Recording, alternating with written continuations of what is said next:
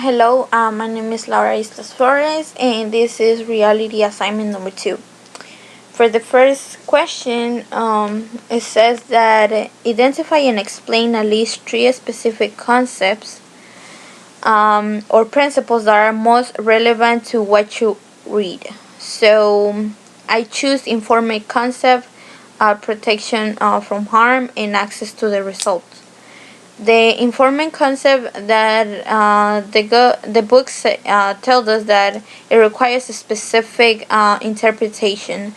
So this basically means that children under 7 and adults that has cognitively impaired problems, they not gonna be able to accurate participate on the activities or goals that the research is requiring. So it is better to just get someone that can participate more accurately on the research. For example, adults that doesn't have any problems or children that are over 7 years old.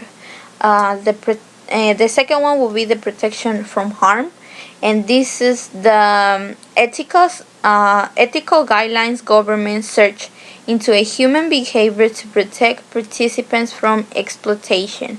So basically, this is like a law that the government gave so that human or participants, basically like children and adults, not are protected from being exploitation by the investigator or the researcher.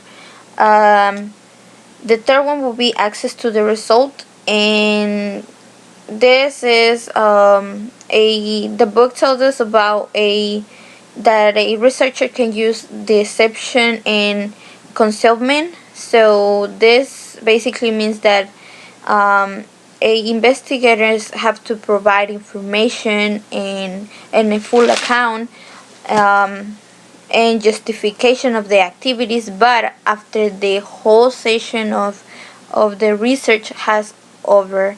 So this basically means that during the research, the participants, they're not gonna know that they in a research. So they will be told after they have done.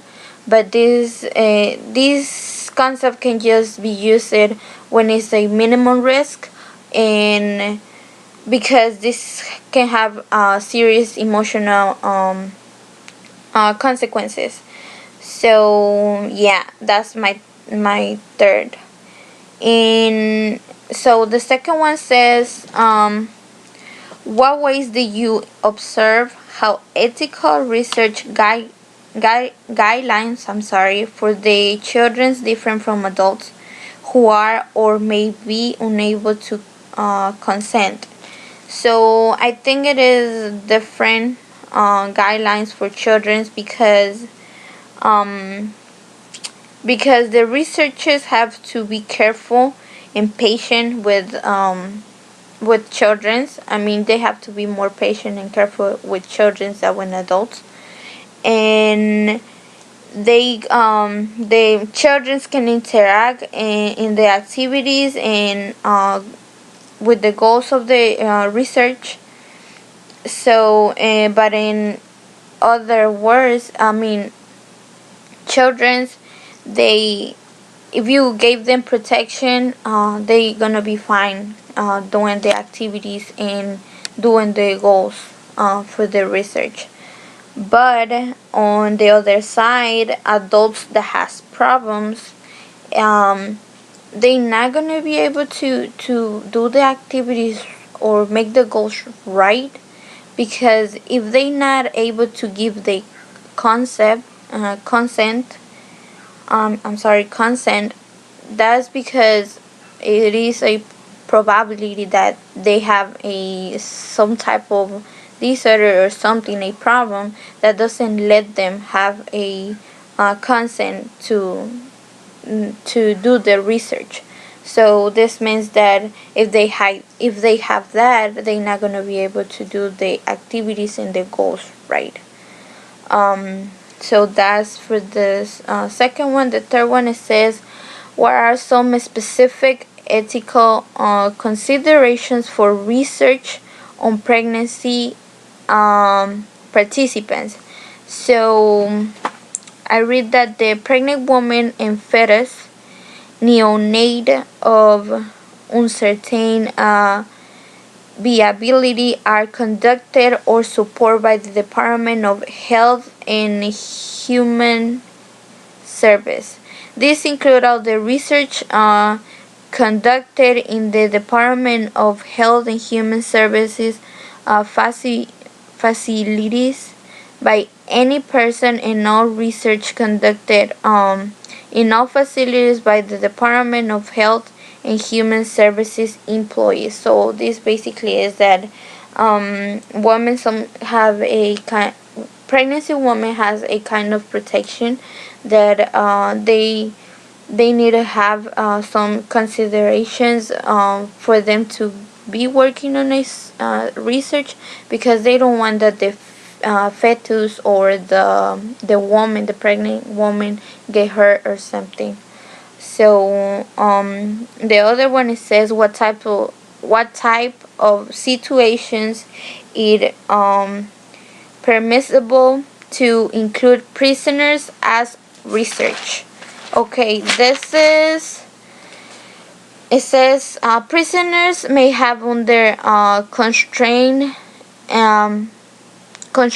and because of their incarceration, so they're not gonna be able to being just there on the research. Depends on where the research is gonna be, but when you have prisoners, you need to add a type of safeguard to be there to be protecting them, and also to be protecting the investigators and all that, because the prisoners, because of their incarceration, they can have a constraints about it. So they need to have more protection, so they need to add some safeguards to be protecting them there.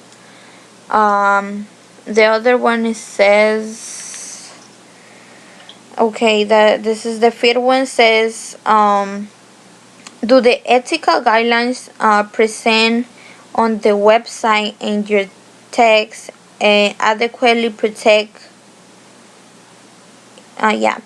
research participants, both children and adults, from undue risk? Okay, I think the website and the text provide us a good information about it, and about the type of protection each human has, and depends on their situation. For example, pregnancy or prisoners, they have some kind of considerations, but the textbooks and the text give us a quite information about the type of protection, and I think the children, like for example, the children have an organization that protects them from being exploded, and for example, the adults that have problems, they have a lab protection from being harmful, so they can have they get harmed. So yeah, I think the textbook gave us a quite information, and the website also.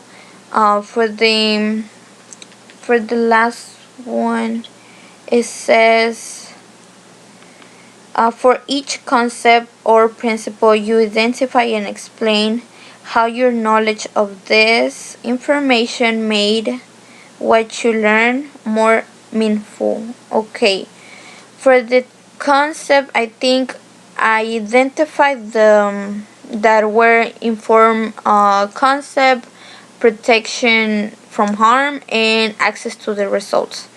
So this give me this knowledge give me the information to help me understand how important the protection for the participants it is on during a research, because every single participant has different we cannot say background. It's like the environment. Like for example, right here they give us the examples of prisoners and pregnancy women. So pregnancy women, they cannot be testing on, I don't know, on medication or something that can harm the baby. So there is some exemptions, some considerations for a different type of situation that each person has. So these the informant concept, the protections from harm, and the access to the results, I think they really important because for example, the informant concept, the researchers knows that not all participants can participate on the research. It's just some of them, like for example, adults that are they don't have like in a problem, or they have a disorder or something like that, or children that are under 7, because they're not gonna be able to accurate participate on the activities or make the goals that the research is looking for. Also the prisoners, because their incarceration, they more, how can we say it? Like they kind of more violent. So while you be testing on them over something